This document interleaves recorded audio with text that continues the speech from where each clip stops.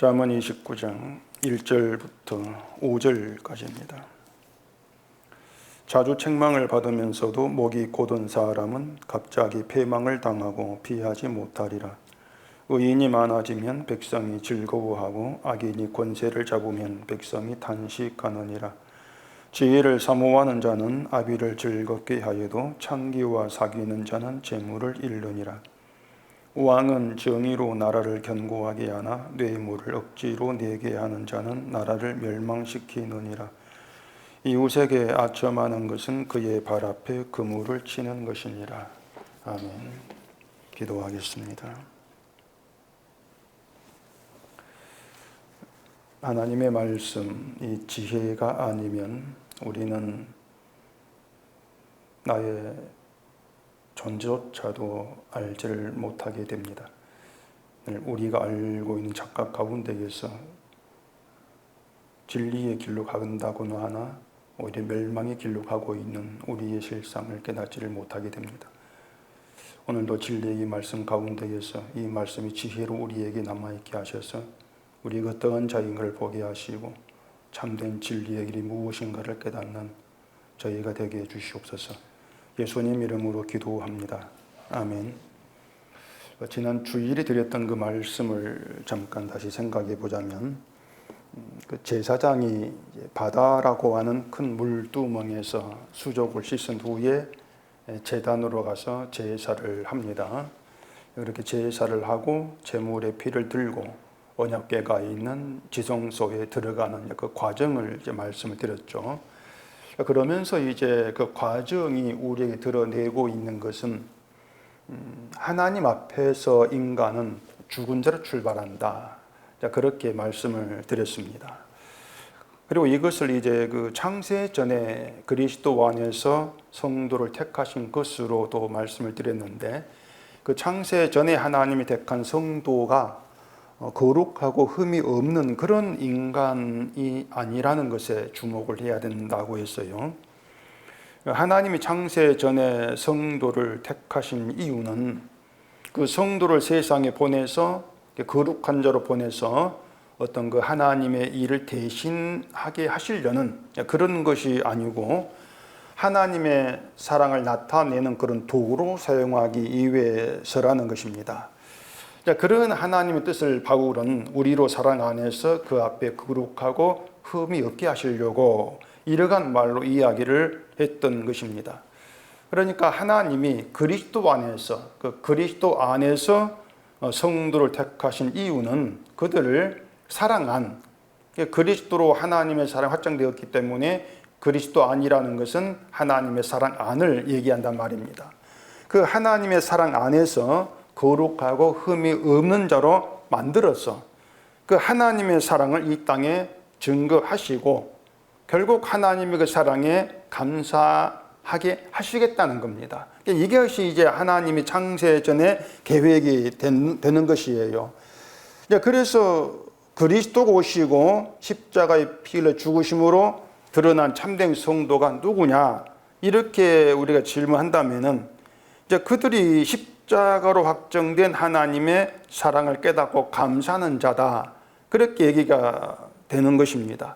그 말이 뭐냐 하면은 인간이 하는 일과 성도 되는 것은 아무 관계가 없다는 겁니다. 인간이 어떻게 행하고 사는 걸 보면서 성도답다 아니다, 그렇게 말할 문제가 아니라고 하는 것입니다. 성도는 예수님의 영으로 다스림 받는 사람이에요. 그러면은 성도 아닌 사람은 예수님의 영과 상관이 없는 자인데 그걸로 끝나는 것이 아니고 이 사람이라는 게 성령의 다스림 받지 않으면 나머지 하나 있습니다. 뭐냐면은 사탄에게 다스림 받아요. 그렇게 둘로 나눠진단 말입니다. 그래서 성도 아닌 사람은 사탄의 다스림 받는 가운데에서 사탄의 정신으로 살아간다, 이렇게 보시면 이제 되는 것입니다. 근데 여기서 문제가 뭔가 하면은 이제 이 사람들이 사탄에게 붙들려서 사탄의 정신으로 살아가는 것이 무언가를 모른다는 겁니다. 이게 이제 문제가 되는 것이에요. 사탄의 정신으로 살아가는 인간이 세상에 있습니다. 있는데 그런 인간을 통해서 드러난 현실 모습이 있어요. 어떤 게 무엇이 사탄 정신이냐, 그 모습이 있단 말입니다. 근데 그걸 사람들이 오해를 하고 있는 것이에요. 어떻게 오해하냐면은 일단 사탄은 악한 영이다. 악한 영이기 때문에 인간으로 하여금 악한 죄를 범하게 하는 것이 사탄이다. 이렇게들 생각을 한단 말입니다. 그런데 그 악한 죄라고 하는 것을 십자가가 아니라 세상 기준과 시각에서 이해를 하고 있어요. 세상이 보는 악한 죄를 같이 그렇게 보고 있단 말입니다. 결국 그 결과가 뭔가 하면은 죄를 몰라요. 죄를 오해를 하면서 죄를 죄로 이제 보지를 못하고, 그러니까 죄를 모르기 때문에 또 어떤 현상이 나오냐면은 자기를 정당한 대로 본단 말입니다. 죄를 모르기 때문에 내가 정당하다, 이런 말이 나오고 있는 것입니다. 그렇게 사람으로 하여금 자기를 정당한 대로 보게 하는 게 사탄이 노리는 것입니다. 그게 사탄의 일이 되는 것이에요. 결국에 자기를 예수 믿는 사람으로, 나는 예수를 믿는 믿음에 있는 그런 정당한 자로 자기를 인정하는 것이 사탄의 정신이고 죄라는 것을 교회에 나오는 사람들이 그것을 알지를 못하죠. 나름대로 신앙생활을 성실하게 하고 있는데 그런 것들을 사탄의 정신으로 사는다고 얘기했을 때 그걸 이해하고 받아들일 사람은 당연히 있을 수가 없어요. 그래서 지금의 교회를 이제 보면은 교인이 뭐 몇백이든 몇천이든 몇만이든지가 상관없이 하나같이 다들 내 믿음 옳다, 난 하나님을 믿기를 힘쓰고 있다, 이렇게 그것을 자기의 정당함으로 자기의 믿음 품고 있는 그런 사람들로만 모여 있다는 것입니다. 그런 사람들에게 죄를 지적을 한다는 것은 결국은 뭐 쫓겨나거나 돌맞을 그런 각오를 해야 될 그런 일이 되는 것이죠. 그런데 그것이 이제 바리새인과 예수님과의 관계에서 이미 시작되고 드러난 그런 사건이에요. 예수님이 딴 게 아니고 자기를 정당한 자로 여기는 그런 자들에 의해서 죽임을 당했단 말입니다. 예수님이 바리새인을 책망을 하셨는데 바리새인들은 자신의 책망을 받아야 될 이유를 몰랐어요. 죄를 알면서도 죄를 부인했던 것이 아니고 아예 죄를 죄로 받아들이지를 못했단 말입니다. 하나님께 칭찬과 상을 받을 것만 있다, 그렇게 자기를 생각했던 그런 사람들이었기 때문에 이 책망이라고 하는 것은 자신들에게 해당되지 아니한다. 세리와 창녀처럼 죄를 범하고 살아가는 저들에게만 책망이 해당된다. 그렇게 알았고 그렇게 주장을 했던 것이죠. 그런데 말씀드린 것처럼 창세 전에 택하신 성도는 거룩하지도 않고 흠 있는 사람입니다. 한마디로 죄로 인해 죽을 자다. 그게 창세 전에 택하신 성도의 본래 모습이라고 하는 거죠.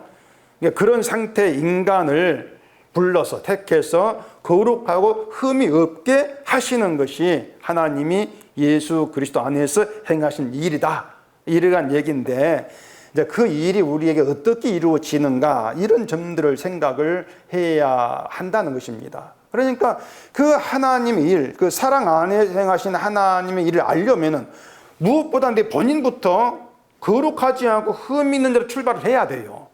그렇게 우리 불렀으니까 그렇게 나를 출발을 해야만이 하나님이 이런 나를 어떻게 거룩하고 흠 없는 자로 만들었지?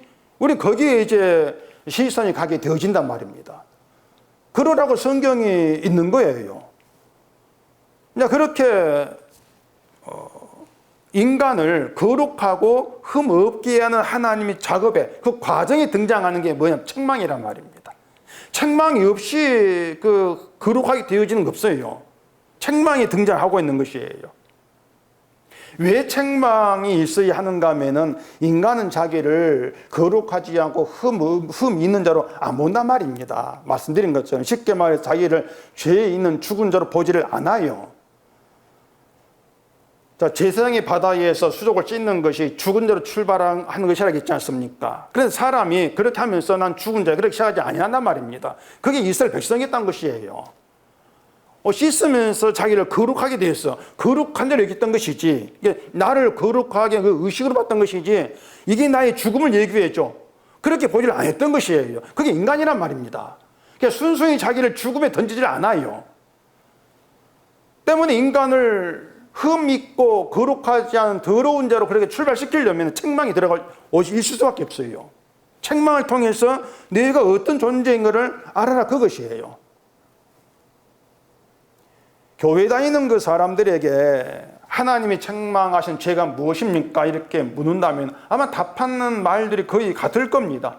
뭐 주일 지키지 않고, 기도하지 않고, 열심히 먹고 11조하지 않고, 뭐 말씀 사지 않고, 이런 것들을 이제 그 죄로 여기고 그런 죄를 책망합니다, 이렇게 얘기하겠죠. 그렇기 때문에 책망은요, 그 책망에 대해서 뭔가 마음이 가벼운 사람과 가볍지 않은 사람 나누어지게 되어 있습니다. 왜냐하면 나는 책망받을 거리가 없어, 이렇게 여긴 사람은 책망에 가벼운 것이죠. 그렇게 자기를 보는 것도 죄를 모르기 때문에 그런 것이고. 자, 오늘 본문이 이제 책망이란 말이 나오는데 1절 가보십시다. 자주 책망을 받으면서도 목이 곧은 사람은 갑자기 패망을 당하고 피하지 못하리라. 자, 자주 책망을 받는데도 목이 곧다. 이유가 뭐겠습니까? 이유는 그 책망을 책망으로 받아들이지를 않는다는 겁니다. 책망을 받지 않는 거죠. 결국 자기를 책망받을 자로 보지를 않는 거예요. 여기 목이 곧다는 것은 그 완고하다, 완악하다 이러한 뜻인데, 이걸 그 예수님이 하신 이야기를 통해서 생각해 보십시다. 마태복음 21장입니다. 마태복음 21장 28절. 그러나 너희 생각에는 어떠하냐? 어떤 사람에게 두 아들이 있는데 맏아들에게 가서 이르되 예, 오늘 포도원에 가서 일하라 하니 대답하여 이르되 아버지 가겠나이다 하더니 가지 아니하고, 둘째 아들에게 가서 또 그와 같이 말하니 대답하여 이르되 실소이다 하였다가 그 후에 뉘우치고 하으니 그 둘 중에 누가 아버지의 뜻대로 하였느냐? 이르되 둘째 아들이니이다. 예수께서 그들에게 이르시되 내가 진실로 너희에게 이르노니 세리들과 장녀들이 너희보다 먼저 하나님의 나라에 들어가리라. 다 아시는 내용인데, 포도원에 가서 일하라는 아버지의 그 말에 맏아들은 가겠습니다 해놓고 가지 않았다는 것이고, 둘째 아들은 싫다 이렇게 이제 하고서 후에 뉘우치고 갔다. 이것이 이제 두 아들이 다른 점이에요. 그리고 누가 아버지의 뜻대로 하였느냐 이렇게 예수님께서 물었을 때에 둘째 아들이다 이렇게 답이 이제 다들 나온단 말입니다. 그리고 그 둘째 아들이 해당하는 자를 세리와 창녀로 그렇게 말씀하시고 이들이 먼저 하나님의 나라에 들어간다, 그 이야기거든요. 그럼 우리가 이제 살펴야 되는 것이 뭔가 하면은 그 둘째 아들로 나타난 세리와 창녀에게 있는 인간의 본성이란 말입니다. 인간의 그 본질적인 모습, 이걸 우리가 살필 필요가 있는 것입니다. 이제 그것을 아버지의 말에 싫습니다 이렇게 거부했던 그런 이제 아들을 통해서 보이신다는 얘기인데, 이 둘째 아들이 뭐 유독 그 둘째 아들만, 둘째 아들의 그 어떤 그 성품이 유독 아버지의 말을 듣지 않아서 싫다 이렇게 했다는 것이 아니고, 모든 인간의 그 성질이 그렇다는 얘기입니다. 둘째 아들이 모든 인간을 지금 대변하고 있는 것이에요. 모든 인간이 이 아버지의 말, 하나님의 말을 따르지 않고 싫습니다 이렇게 거부하는 그런 본성을 가졌다고 하는 것이에요. 왜냐하면 그 하나님의 그 말씀 자체가 우리 인간의 본성 안 맞거든, 사실은요. 하나 맞지를 않습니다. 우리가 좋아하는 것들이 아니에요. 그렇기 때문에 늘 싫습니다 이렇게 거부를 하게 되어진단 말입니다.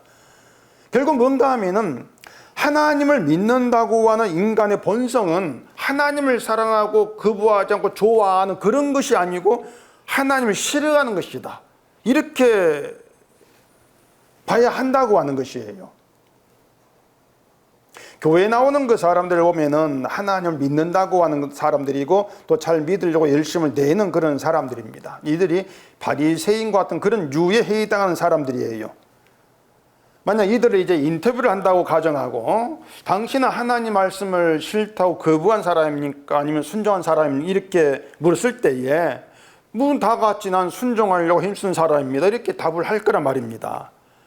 그들이 맏아들에 해당하는 사람들인데 이들에게 없는 게 있다는 얘기예요. 그 맏아들과 둘째 아들 비교했을 때에 둘째 아들에게 있는 것이 맏아들에게는 없어요. 그게 뭔가 하면은 뉘우치는 것입니다. 둘째 아들은 실습이 내놓고 뉘우침이 있지 않습니까? 뉘우쳐 갔어요. 근데 맏아들은 가겠습니다 놓고 안 갑니다. 그러니까 갔다 안 갔다 이게 지금 우리가 주목할 것이 아니고 뉘우침이 있는 거 없는 여기에 주목을 해야 되는 거 사실은요. 근데 사람들은 그 두 아들 두놓고 누가 갔고 누가 가지 아니했는가 여기에 주목을 했단 말입니다. 뉘우쳤다. 여기에는 이걸 빼버리는 거예요. 이게 실수한단 말입니다. 그게 실수예요. 뉘우칠 빼버리기 때문에 결국은 하나님 말씀 순종하는 성도냐 성도 아니냐고 하는 것을 갔는가 가지 아니했는가. 결국 누가 말씀 순종했나 이걸 따지게 되는 것이에요. 그렇기 때문에 그게 결국은 또 바리새인식으로 흘러가게 되어진단 말입니다. 이 예수님 그 말씀 우리가 이제 이해를 해보면은 1절 의미가 좀 이해가 될 수가 있는 겁니다. 책망이 하는 일은 죄가 된 행동을 고치게 하는 것이 아닙니다. 책망을 해서 행동 고치겠다 그 의도가 아니에요.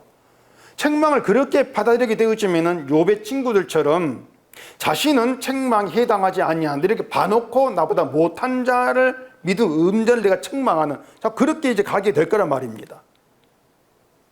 책망이라고 하는 것은요 뉘우침, 회개를 위한 것입니다. 회개를 끌어내기 위한 것이 책망이에요. 행동 고치는 게 아닙니다. 회개를 목적으로 하는 게 책망이란 말입니다.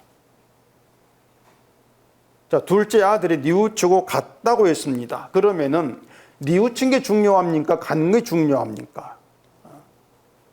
아까 말씀드린 것처럼 우리가 주목해야 되는 것이 뉘우친 것이냐 간 것이냐 이게 문제란 것인데 우리가 생각할 때는 뉘우치고 가지 않으면 어떻게 되느냐 그 말입니다.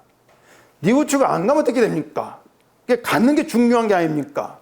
그렇게 다가올 수가 있는 것이에요.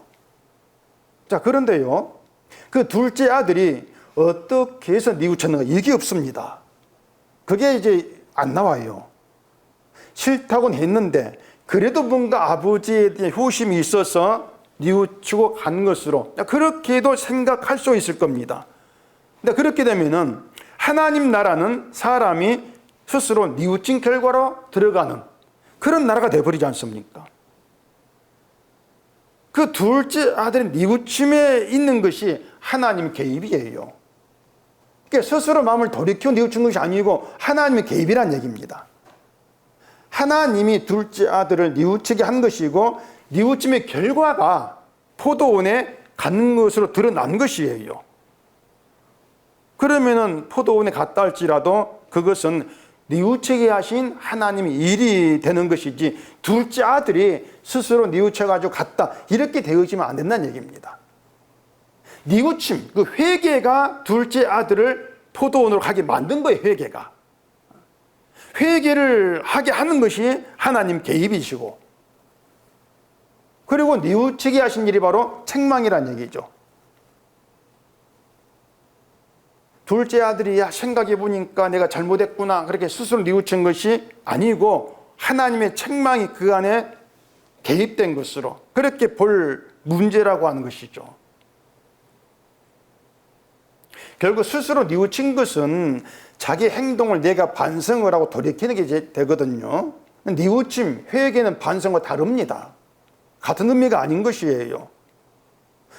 포도원 가기가 싫다고 하는 것은 포도가 싫습니다. 난 포도원이 싫습니다. 그 뜻이 아니에요. 포도원 가가지고 일하기 싫다 그것이거든요. 포도는 좋아요. 맛있고 좋은데 포도원 가서 일하는 게 싫습니다. 그 뜻이란 말입니다. 일하는 게 싫다고 하는 것은 자기를 생각하는 거죠. 이건 나를 편하게 하는 게 아니야. 결국 사람은 자기의 편함을 추구한다는 얘기예요. 편함을 추구하기 때문에 하나님 말씀이 뭔가 나의 편함을 뺏어간다? 그건 싫을 수밖에 없는 것이죠. 우린 늘 나의 어떤 즐거움을 쫓고 있기 때문에 내가 친구 만나서 노는 거 이게 좋은 것이지 일하는 걸 좋아할 그런 성질의 인간이 아니란 것입니다. 이런 점에서 뉘우침, 회개한다고 하는 것은 내가 왜 포도원 가지 않는다고 했지? 거기에 대한 회개가 아니고 아버지 말씀에 싫다고 한 것을 통해서 나는 내 편안만 생각하는 그런 존재구나, 이걸 회개로 보자, 그 말입니다. 회개는 어떤 행동 하나에 대한 반성이 아니에요. 반성은 이 행동 하나에 대한 뉘우침인데, 반성인데, 회개라고 하는 것은 나를 통째로 하나님 말씀 듣지 아니한 자, 하나님 말씀 싫어하는 자를 날 통째로 본다, 그 말입니다. 이것이 회개에 해당이 되는 것이에요. 그러니까 쉽게 말하면 회개는 자기 자신 자체를 아버지의 말씀을 실어가는 문제아로 보는 것이죠. 그게 회개가 되는 것이에요. 그래서 어떤 행동을 고치는 회개, 이런 건 없는 것입니다. 나라는 인간의 문제, 나를 문제성이 있는 건 인간으로 보는 거, 그렇게 나를 문제 있는 자로 보게 되었을 때에 내가 내 믿음이나 열심을 가지고 하나님을 위해 일하겠다고 하는 것이 허구이구나, 이걸 알지 않냐 말입니다. 결국 내 문제를 알지 못한 헛된 말이 하나님 믿겠다는 그런 것이었구나, 이렇게 자기를 보게 되어지는 거예요.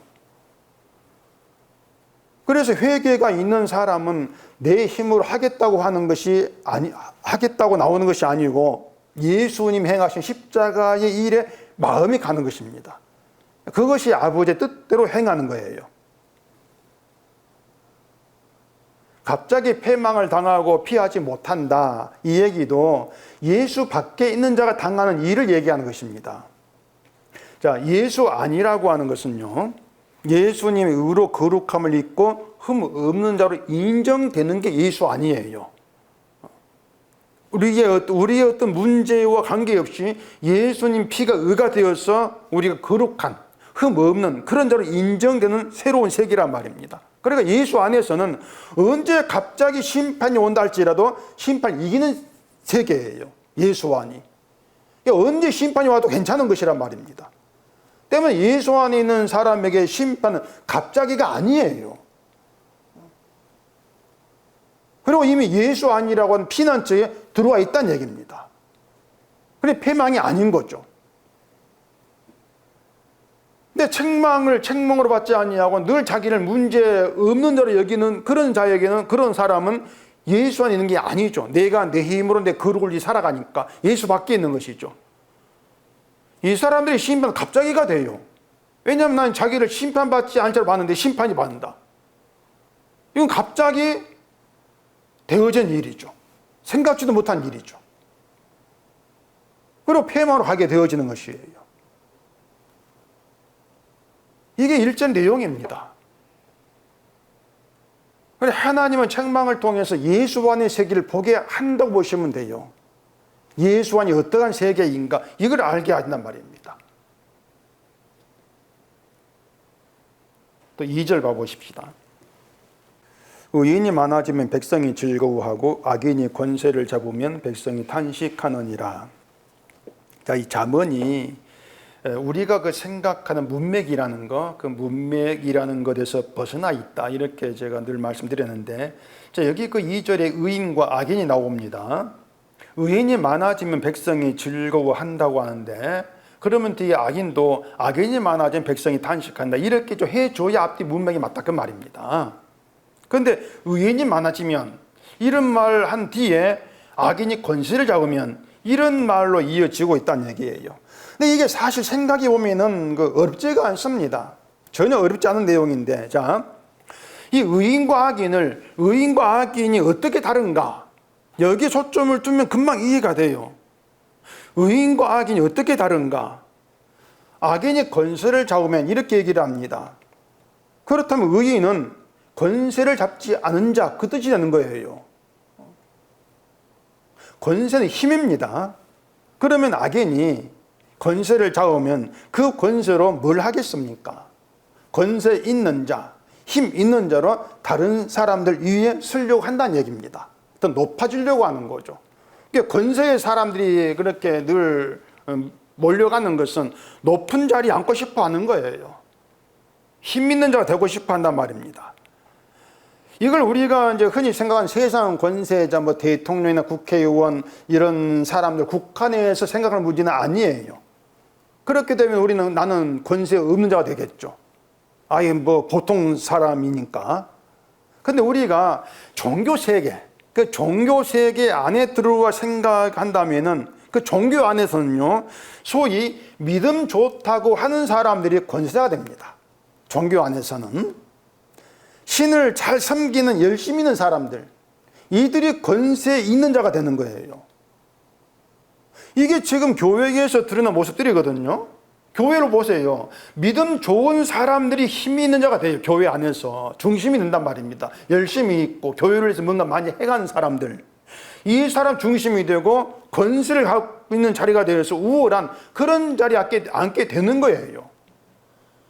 복을 받고 뭐 천국 가고 그렇게 얘기할 때도 그런 믿음 좋은 사람들, 뭔가 행한 일이 많이 있는 사람들을 뭔가 내어놓고 그들을 이제 대신해서 얘기 않습니까? 이런 믿음이 복 받습니다. 이렇게 말하잖아요. 목사가 직분자를 세울 때에도 사람을 살피는데 뭐 줄 지키고 헌금 잘하고 교회 열심히 있는 그런 사람들 대상으로 하게 됩니다. 그들 곤란할 수밖에 없는 거예요. 그러니까 그런 사람 직분자가 되면은 교회나 목사 자신에게 유익이 된다, 도움이 될 것이다, 그런 그 생각을 하는 것이죠. 그러니까 그런 점에 봤을 때에 악인이 권세를 잡는 게 지금 교회 현실이란 말입니다. 교회도 뭐 잘 나오지 않고 교회 일에도 참여하지 않고 뭐 돈이 없어가지고 헌금도 하지 않은 그런 사람에게 권세가 있고 그런 사람 높임받는 그런 교회가 없어요. 그렇지 않습니까? 뭘 해도 뭐 좀 잘한 게 있어야만이 높임받고 뭔가 말이 힘이 생기는 그런 자격이 있단 말입니다. 뭔가 하는 게 있어야 돼요. 이번에 배드민턴 그 금메달 딴 안세영 선수가 따고나 쇠패에 대해서 이제 뭐 발언한 내용이 지금 막 떠들고 있는데, 이 선수가 한 말이 올림픽에서 우승하고 싶었고 악착같이 달렸던 이유 중 하나가 자기 목소리에 힘이 좀 실렸으면 좋겠다, 이런 바람에 정말 힘들게 바쁘게 살았다, 그렇게 말을 해요. 금메달을 따야만이 자기 말을 들어준다는 것입니다. 내 말에 힘이 들어갈 거니까. 만약에 그 메달도 따지 못한 뭐 64강 거기에서 떨어진 그런 선수라면 그 말을 누가 듣겠어요? 오히려 그런 말 하면 막 뭐 욕과 비난 돌아올 거예요. 메달도 따지 못한 놈이 핑계 된다고 말입니다. 그렇게 악인이 권세를 잡은 이 세상이 권세 밖에 있는 이 백성이 탄식이 된단 말입니다. 권세가 없는 사람에게는 자기 탄식할 수밖에 없어요. 왜 나는 힘이 없지? 반면에 의인은 권세를 잡지 않은 사람이에요. 그게 악인과 다르다는 점입니다. 다시 말해서 믿음을 자기를 위한 힘으로 여기지 않고 그 믿음을 빌미로 해가지고 힘 있는 자 되려고도 하지를 아니한단 말입니다. 마태복음 20장에 보면 있는 거, 예수님의 제자 야고보와 요한의 어머니가 예수님께 와가지고 자기의 두 아들 중 하나는 우편에 하나는 좌편에 있게 해달라, 이렇게 이제 얘기를 하지 않습니까? 주의 우편과 좌편이라고 하는 그 자리를 권세로 여기는 거죠. 그 제자 어머니는 하나의 권세로 보는 것입니다. 그러니까 예수님을 이제 권세로 보기 때문에 권세 옆에 있는 자리는 권세다, 그렇게 보는 거예요. 나머지 열 제자가 그 말을 듣고 야고보와 요한에 대해 분노를 합니다. 아마 그 야고보와 요한이 자기 어머니에게 이제 그 부탁을 하는 것으로 오해를 했는지는 모르겠는데, 어쨌든 열 제자도 주의 좌우편을 권세, 힘을 가진 자리로 그렇게 알았던 것입니다. 그리고 자기들도 나도 주님을 함께 섬겼으니까 나도 거기에 앉을 자격이 있어. 근데 왜 너희만 그렇게 앉으려고 해? 그 생각에 이제 화가 난 것이죠. 결국 12 제자 하나같이 믿음을, 예수를 따르고 주님과 함께하는 그 관계를 자기를 높아지게 하는 그런 힘으로 이제 알았던 것이에요. 그런데 그것이 사탄에게 나오는 사고 방식이란 얘기입니다. 그것이 이들에게 예수님이 하신 말씀이 인자가 온 것은 섬김을 받으려가 아니라 도리어 섬기려 한다, 이렇게 말씀했어요. 찾아보십시다. 마태복음 20장입니다. 마태복음 20장 25절. 예수께서 제자들을 불러다가 이르시되 이방인의 집권자들이 그들을 임의로 주관하고 그 고관들이 그들에게 권세를 부리는 줄을 너희가 알거니와 너희 중에는 그렇지 않아야 하나니 너희 중에 누구든지 크고자 하는 자는 너희를 섬기는 자가 되고 너희 중에 누구든지 으뜸이 되고자 하는 자는 너희의 종이 되어야 하리라. 인자가 온 것은 섬김을 받으려 함이 아니라 도리어 섬기려 하고 자기 목숨을 많은 사람의 대속물로 주려 함이니라. 자, 섬김을 받는 게 이제 권세죠. 권세를 가진다고 하는 것은 나를 섬겨라, 그런 뜻이 되지 않습니까? 근데 예수님은 섬기려고 오셨다는 것이고, 예수님의 섬기는 자기 목숨을 많은 사람 대속물로 주는 것이다, 그렇게 말씀을 한단 말입니다. 권세를 잡는 것은 이방 집권자들, 세상 정신이고, 그런데 예수님은 왕으로 오셨으면서도 권세를 잡는 세상과는 전혀 다르게 자기 목숨을 많은 사람의 대속물로 주는 섬김을 위해서다, 그 내용이란 말입니다. 그러면 예수님의 그 목숨, 예수의 피를 대속물로 받은 사람이 예수님의 섬김을 받은 사람이다, 이러한 뜻이 되는 것이고, 그 사람들, 예수님의 섬김을 받은 사람은 끝까지 자기를 문제 있는 인간으로 보게 되는 것이에요.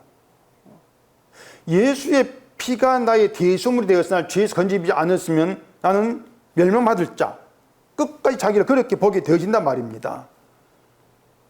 피 흘림이 아니면 나는 지옥 갈 자다, 그렇게 보는 것이죠. 그렇게 자기를 보는 사람은 자기의 행함이라는 것에 기웃거리지를 않습니다. 왜냐하면 그것들이 다 힘이 없는 것이고 의미 없어, 이걸 알기 때문에 그래요. 내 행함이라는 게 아무 가치가 없다. 왜냐하면 그 행함이 의가 되지를 못하니까. 이걸 다 알기 때문에 나 이렇게 믿는다, 믿음이 너보다 낫지, 그렇게 나가지를 못한단 말입니다. 그런 점에서 의인이 누구인가 하면은 자신을 하나님을 실어가는 믿음 없는 자로 보는 가운데 그런 나에게 예수님 의를 베푸심을 위해서 내가 의로운 자가 되었어, 그렇게 자기를 보는 사람이 의인이란 말입니다. 그럼 그런 사람은 예수의 피에 자기의 모든 걸 맡기는 것이죠. 그냥 이런 의인이 많아진다고 하는 것은 그 의인이 몇 명이든 관계없이 날마다 회개하면서 십자가에서 주가 하신 일을 감사하고 찬송하는 모임이 하나가 돼요. 수와 관계가 없이.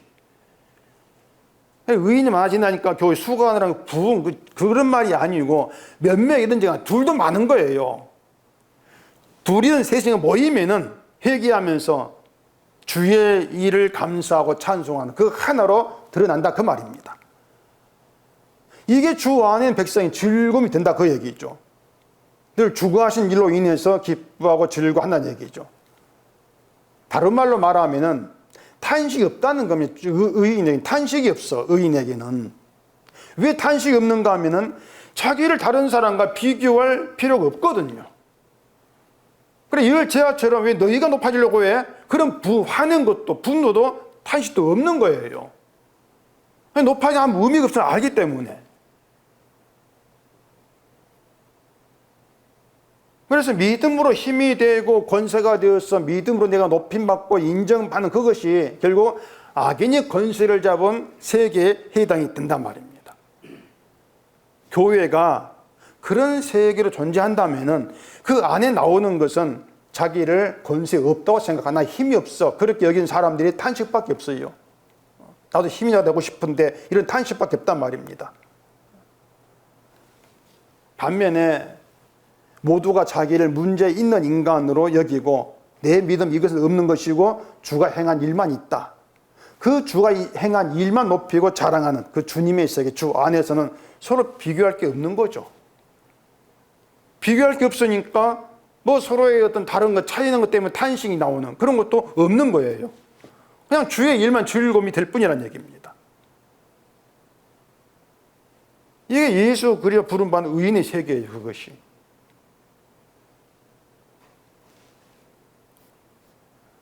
또 3절만 보십시다. 지혜를 사모하는 자는 아비를 즐겁게 하여도 창기와 사귀는 자는 재물을 잃느니라. 자, 지혜라고 하는 것은 우리가 알지 못한 것을 알게 한 능력입니다. 둘째 아들의 경우처럼 나는 아버지의 말을 싫어하는 인간밖에 안 되구나. 그렇게 내가 어떤 인간인지 어떤 아들인지를 알게 하는 게 지혜예요.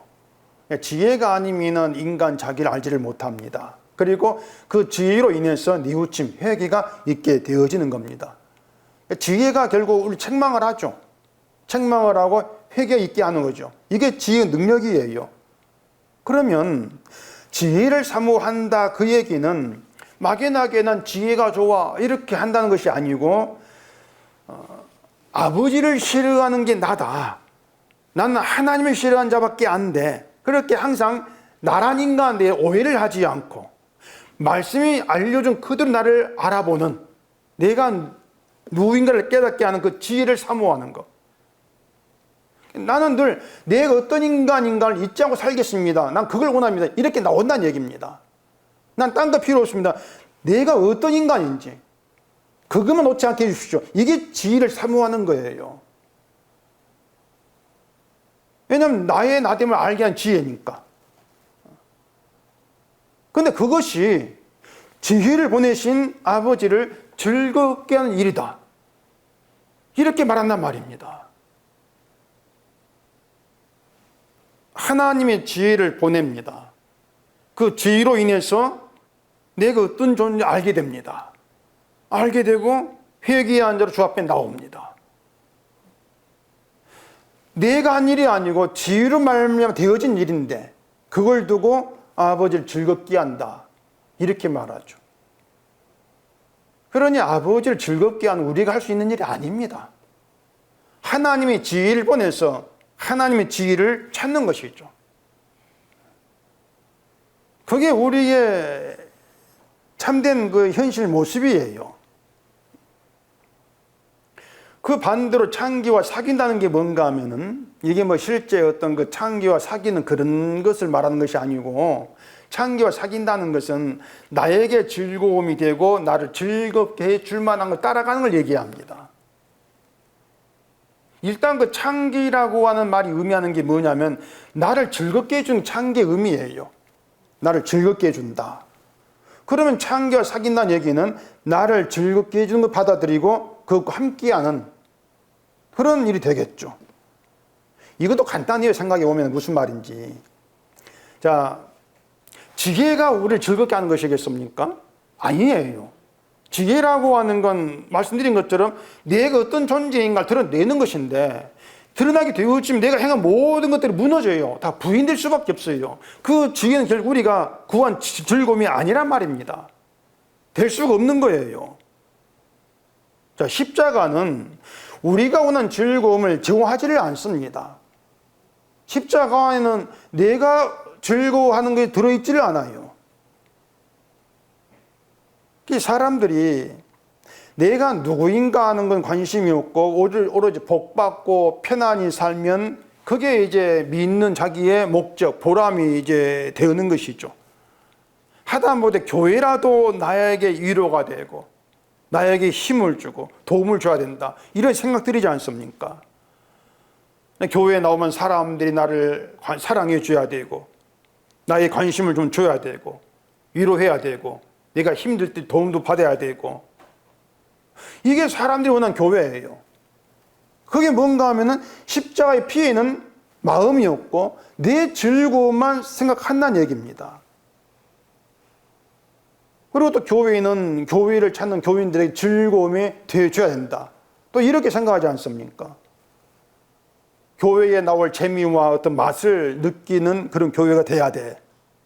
이런 것들이 예수의 피로 사신 교회, 그 시각에 보게 되어지면 그게 다 더러움이 돼요. 더러움. 그런 점이 그 창기 의미가 되는 거예요. 창기. 창기를 더럽다고 한단 말이에요. 더럽다. 따라서 인간이 자기 즐거움, 난리의 예수를 찾고 교회에 나오고 또 그런 교회가 되고자 하는 그런 모든 것들, 그런 것들이 창기와 사귀는 것입니다. 그런데 그렇게 창기를 사귀면 재물을 잃는다, 이렇게 얘기를 하고 있는데, 뭐 실제 창기와 사귀면 뭐 재물 잃는 건 당연하게 돈 줘야 되니까. 근데 그건 실제 창기를 사귀는 경우에 해당되는 것이고, 사귀지 않으면 재물 잃을 일도 없잖아요. 우리가 재물을 잃는 경우는 꼭 뭐 창기와 사귀는 것만 있는 게 아닙니다. 사업을 하다가 뭐 재물을 잃을 수 있고, 도박을 해서 잃을 수 있고, 사기당 잃을 수 있고, 뭐 주식하다 잃을 수 있고, 여러 경우가 있어요. 그렇기 때문에 난 창기와 사귀하니까 재물 잃을 일도 없구나, 그렇게 볼 문제가 아니에요. 재물은 사람의 마음을 즐겁게 해줍니다. 돈이 우리 마음을 즐겁게 한단 말이에요. 로또라도 당첨되면은 세상을 다 얻은 것 같은 그런 기분이 들지 않겠습니까? 뭐 당첨 안 돼 모르겠지만 그렇게 들 거예요. 세상 다 얻은 것 같은. 그리고 자기를 가장 복받은 사람으로 그렇게 알 거란 말입니다. 그 당첨된 복구만 들여다보고 있어도 배부르지 않겠습니까? 그러면 그렇게 본다면은 재물 잃는다고 한 얘기는요, 즐거움과 행복 모든 걸 잃는다, 이 뜻이 되는 거예요. 단순히 돈을 잃는다 그 뜻이 아니고 나의 즐거움과 행복을 다 잃어버리는 것, 결국 세상 사는 맛이 사라지는 것, 이것이 재물 잃는다는 거기에 해당이 된단 말입니다. 근데 사람이 자기 즐거움을 위해서 예수를 믿는다, 그렇게 했을 때에 하나님이 사람이 원하는 즐거움과 행복을 채워주냐면 그런 게 없지 않습니까? 그게 없거든요. 그러니까 사람은 복도 받고 재물도 좀 많아져 가지고 믿음의 재미를 좀 삼고 싶은데 그런 게 없어요. 하나님께는. 지혜를 사모하는 자는 아비를 즐겁게 한다, 그 얘기는 아비가 원한 아들은 지혜를 사모하는 자다, 그 뜻이란 말입니다. 근데 믿음을 자기 것으로 생각을 하고 나에게 즐거움을 주는 그런 믿음만 상상하면서 하나님을 찾는 것은 하나님 원한 아들이 아니란 뜻이에요. 그러면 우리가 하나님을 찾고 구할 게 뭐겠습니까? 복도 아니고 또 재물도 아니고 지혜를 사모하는 마음을 구하는 것, 그게 이제 성도됨이 되겠죠. 지혜를 사모하는 그런 기도를 한다면은 그런 성도에게는 지금 나에게 있는 것은 있어도 되고 없어도 되는, 그렇게 복이 되어진단 말입니다. 그러니까 지혜를 사모해요. 복도 아니고 재물도 아니에요. 이 땅에 보이는 걸 사모하는 것이 아니라 지혜를 사모한단 말입니다. 지혜를 사모해서 내가 누구인가를 깨닫고 오직 예수님의 의로 기뻐하는, 즐거워하는 그런 성도로의 길로 이끌려 받고 싶어 한다, 그런 기도를 한다면은 그 사람은 지금 있는 게 있어도 되고 없어도 되는, 그렇게 복이 되어진단 말입니다. 그게 지혜를 사모하는 마음이란 것이에요. 재물이 있어도 되고 없어도 되는 그런 것이라면은 그 재물은 그 사람에게 있어도 없는 것이고 없어도 있는 것이에요. 그래서 잃을 것도 없는 것이죠. 잃을 것도 없고 더할 것도 없어요. 그냥 있는 그대로 사는 것이에요. 이게 지혜를 사모하는 마음이란 말입니다. 하나님이 살게 하신 대로만 살게 해달라, 이런 기도를 하지 않겠습니까? 이것이 일용할 양식을 구하는 것과 같은 거예요. 그냥 살게 하는 대로 살게 해주세요, 그거죠. 그런데 자기 재미를 위해서 하나님을 찾고 뭔가 내가 구할 것이 있는 대로 하는 게 나온다면 있어도 없는 거예요. 있어도 적죠. 부족하죠. 더 갖고 싶죠. 그런 있어도 없는 거예요. 그런 사람에게는. 살게 하신 대로 사는 것이 아니라 내가 살고 싶은 대로 살게 해달라, 늘 이렇게 나온단 말입니다. 이런 사람은 재물이 있고 없고 관계없이 재물이 잃은 자입니다.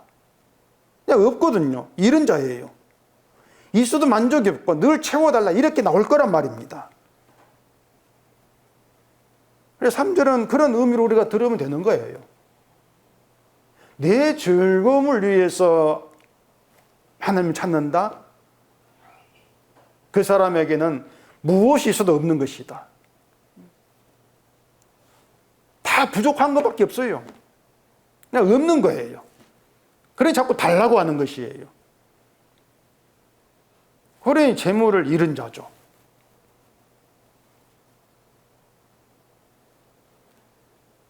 성도에게 가장 큰 어떤 행복, 즐거움이 되는 것이라면은 하나님이 살게 하신 대로 사는 겁니다. 하나님 주신 것 가운데에서 그냥 그대로 사는 게 가장 즐거움이고 그 기쁨이, 행복이 되는 거예요. 근데 자꾸 내가 구하는 게 있기 때문에 이제 없거든요. 내가 구한다는 얘기는 즉 나는 없다 그 뜻이 않습니까? 없는 자예요, 결국에는.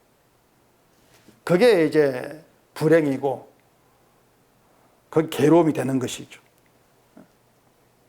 천국이라고 하는 것은 지혜를 사모하는 마음으로 들어갑니다. 딴 마음이 아니고 지혜를 사모하는 마음. 그 마음 깨끗한 마음이거든요. 하나님 믿는다고 하면서도 하나님이 아닌 나를 위해 살아가는 자가 납니다. 그렇게 나를 보게 되어지면은 나는 도무지 구원받을 자가 되지를 못합니다. 그렇게 자기 고백이 나와지는 이게 정직함, 이게 깨끗함이에요. 그게 지혜를 사모하는 마음이고 그 마음으로 들어가는 천국이란 말입니다. 행위의 문제가 아니고 그렇게 정직함과 깨끗함이 있는 그것이 예수님의 의가 살아있는 성도의 마음에 해당되는 것이죠. 4절 봐보십시다. 왕은 정의로 나라를 견고하게 하나 뇌물을 억지로 내게 하는 자는 나라를 멸망시키느니라. 여기 뇌물은 간단합니다. 그 뇌물을 준다는 얘기는 될 수 없는 일을 되게 하려는 수단입니다. 뇌물이잖아요, 그것이. 그러면 왕이 뇌물을 받지 않는다는 것은 될 수 없는 일은 되지 않게 하겠다 그 뜻이에요. 이해되십니까? 될 수 없는 일은 되지 않게 하겠다. 반대로 억지로 뇌물을 내게 하는 것은 될 수 없는 일인데 안 된 일인데 되게 해주겠다 그 뜻입니다. 그게 뇌물이에요. 이것도 지금까지 말씀드린 내용과 연결이 생각하면 되는 것입니다. 자, 인간의 본질은 하나님을 싫어하는 것이라겠습니다. 1절에 말한 대로 책망을 받아야 될 것밖에 없어요. 그 말은 심판받을 밖에 없다 그 뜻입니다. 심판받는 게 마땅한 게 인간이라는 그 뜻이에요. 자, 그러면 그런 인간이 복받겠다고 하나님을 찾는 것은 부당한 청탁이 되는 것입니다. 안 된 일을 되게 해주라 그 뜻이에요. 복달라는 얘기는 인간은 복에 해당하지가 않아요. 심판에 해당되지. 복받는 것은, 구원받는 것은 인간에게 해당이 되지 않아. 안 되는 일이에요. 근데 복 주십시오 이렇게 나오는 것은 안 된 일인데 되게 해달라 그 뜻이지 않습니까? 교회가 하나님을 복 주는 분이라고 하면서 복 받기 위해 성금하고 열심히 믿으러가는 것도 뇌물을 억지로 내게 하는 것입니다. 그것이 안 되는 일인데 된다는 것이에요. 결국은 선과 악에 대해 도무지 관심이 없는 거죠. 내게 득이 되는 것이면 다 좋은 것으로 받아들이는 거기에 해당할 수밖에 없는 거예요. 반면에 앞에 정의란 게 나오죠. 정의가 뭔가 하면은 안 되는 건 안 되게 하겠다 것입니다. 그게 정의예요. 정의는 선한 건 선으로 갚고 악한 건 악으로 갚는 것이에요. 너는 심판받을 자지? 그러면 심판 행하겠다는 것입니다. 이게 정의예요. 그러니까 자기를 심판받을 줄 알고 그렇게 나오는 게 정의에 해당이 되는 것이죠. 그것이. 이러한 정의에는 뇌물이라고 하는 방식은 통하지가 않습니다. 미가서 봐보십시다. 미가서 6장 6절입니다. 내가 무엇을 가지고 여호와 앞에 나아가며 높으신 하나님께 경배할까? 내가 번제물로 1년 된 송아지를 가지고 그 앞에 나아갈까? 여호와께서 천천의 순양이나 만만의 강물 같은 기름을 기뻐하실까? 내 허물을 위하여 내 맏아들을 내 영혼의 죄로 말미암아 내 몸에 열매를 드릴까? 사람아, 주께서 선한 것이 무엇임을 내게 보이셨나니 여호와께서 내게 구하시는 것은 오직 정의를 행하며 인자를 사랑하며 겸손하게 내 하나님과 함께 행하는 것이 아니냐. 자, 여기에 내가 무엇을 가지고 여호와 앞에 나아가며 이렇게 나오죠. 내가 뭘 가지고 나아가야만이 하나님께서 나를 기뻐하실까? 그런 얘기인데 이게 뇌물이란 말입니다. 인간은 하나님 기뻐할 자가 못 되는 거예요. 여기 오면 자기가 허물을 또 알죠. 그러면서 내 허물을 위해 뭘 드릴까? 이게 뇌물이란 말입니다. 인간이 자기 허물을 뭘 들여가지고 씻을 그럴 게 아무것도 없단 말이에요. 결국 인간은 자기를 위해서 하나님께 나갈 수도 없는 것이고 하나님께 가지고 갈 것도 아무것도 없어요. 그런데 뭘 가지고 요 앞에 나아가면 될까? 그게 뇌물인데 지금의 인간의 믿음이 그러하다는 얘기입니다. 이런 인간에게 하시는 말씀은 네가 오지 말라는 거예요. 오지 말아라. 그겁니다. 막으시는 것이죠. 그리고 하나님은 인간을 오지 말라 해놓고 자기의 피를 들고 오시는 아들을 받습니다. 우리를 받는 것이 아니고 자기의 피를 가지고 오시는 아들을 받으시는 게 하나님이세요.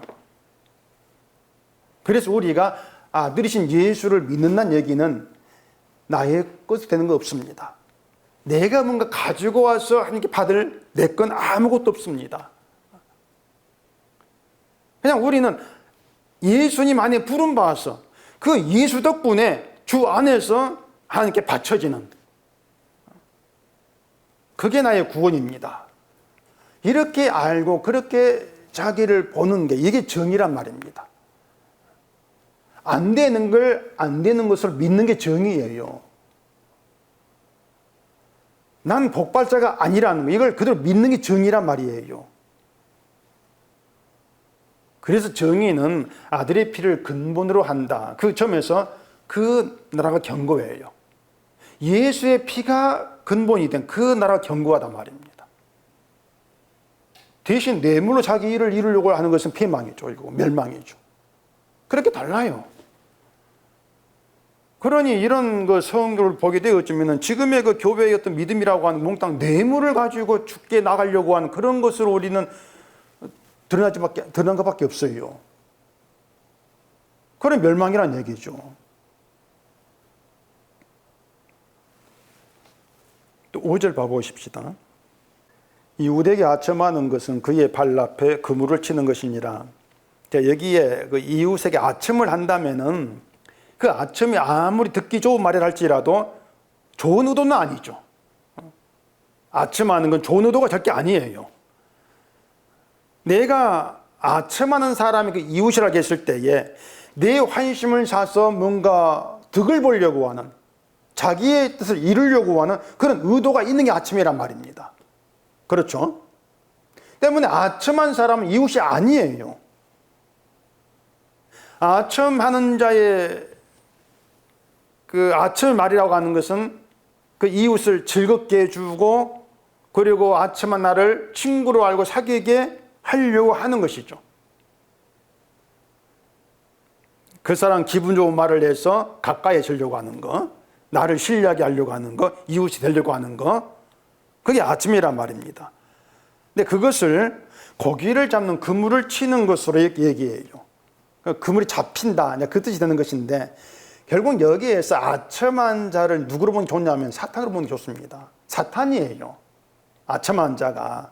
그러니까 사탄은 사람들이 다 듣기 좋은 말, 자기를 즐겁게 해주는 말을 해서 그 말에 빠뜨려가지고 붙들리게 해서 사탄의 말을 복음으로 받아들이게 만든단 말입니다. 그게 그물에 걸리는 거죠. 이것이 결국은 사탄이 활동하고 있는 세상 형편이라는 것을 알기 때문에 결국 한순간도 죄를 말하는 입을 다물 수가 없는 이유가 되는 것이에요. 계속 죄에 대해 얘기할 수밖에 없는 것이죠. 죄를 말하는 복음은 아침이 아니니까. 죄인은 우리가 어떻게 하고 있는지와 관계없이 주께서 지혜와 권능으로 오셔가지고 우리가 일하고 계신다. 예수님이 일하신 덕분에 우리가 죄 없는 의로운 자로 여김받는 것이고 주의 의 안에서 구원받는 거야.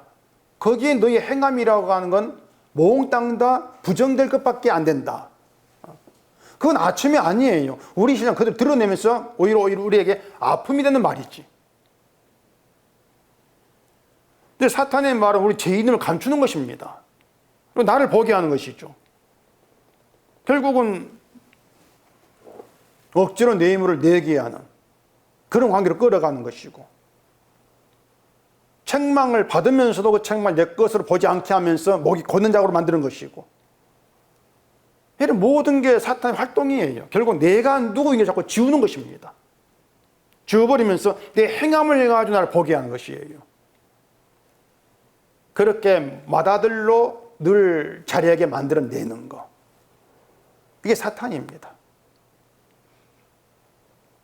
근데 그런 사탄 활동 안에서 복음은 늘 우리의 죄인됨을 보여줍니다. 이게 말씀이에요. 주의 일하심 덕분에 책망을 책망으로 받아들이면서 회개가 나오게 되어지는 거.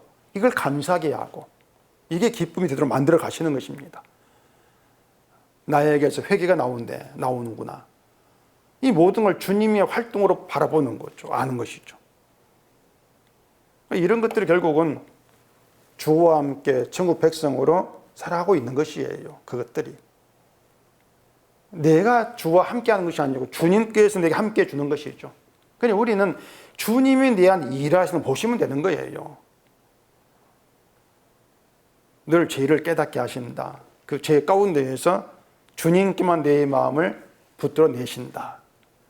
그렇게 천국 백성으로 살게 하신다는 것이 감사가 되고 또 여러분 기쁨으로 늘 남아있기를 바랍니다. 기도하겠습니다. 우리 아버지 하나님, 인간의 실상이 우리의 본래 모습이 우리의 생각으로 아는 것이 아니고 지혜로 말미암아 알게 되어지는 것입니다. 지혜가 우리에게 능력으로 오셔서 내가 누구인가를 쉬지 않고 알게 하시고 책망을 통해서 회개가 나오게 하시고 회개 가운데에서 주가 이루신 그 인류를 보게 하시면서 천국 백성으로 붙들어 가시는 오직 주의 일만 높이고 감사한송하는 저희가 되게 해주시옵소서. 예수님 이름으로 기도합니다. 아멘.